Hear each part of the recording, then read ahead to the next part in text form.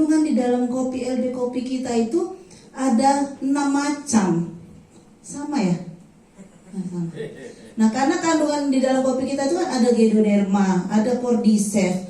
Itu kalau yang di dalam ilmu kedokteran, Ganoderma dengan Cordyceps itu kalau kita kemoterapi di kedokteran kemoterapi. Nah, kalau di herbal Ganoderma dan Cordyceps itu sama dengan herbalnya kemoterapi. Yes. Iya kan? Nah, melancarkan 7 titik peredaran darah dalam tubuh. Berarti kalau semuanya lancar, perkasa atau tidak? Mantap. Perkasa. Nah, untuk laki-laki, tapi untuk perempuan, 7 titik darah itu, 7 titik peredaran darah itu termasuk di kanker serviks, di vagina, di rahim.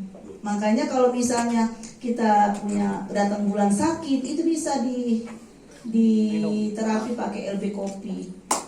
Bisa minum. Karena bukan hanya cerita, ini sudah terjadi banyak sekali di lapangan.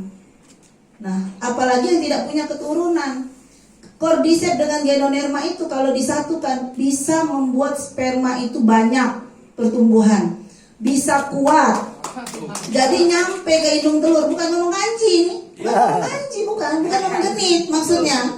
Karena kalau sperma yang kenapa tidak punya keturunan, karena spermanya itu tidak kuat dan tidak sampai ke hidung telur. Nah, itu bisa sampai ke situ kan? Makanya kalau saya lebih ke di Palembang atau di daerah-daerah melancarkan 7 titik peredaran darah tubuh. Kalau laki-laki hanya 2, prostat dan impoten. Sama di pembuluh darah otak. Karena kalau laki-laki tidak terlalu sering keluar, maka dia akan jadi oon. Itu kedokterannya, ya kan? Tapi kalau perempuan banyak sekali, Bu.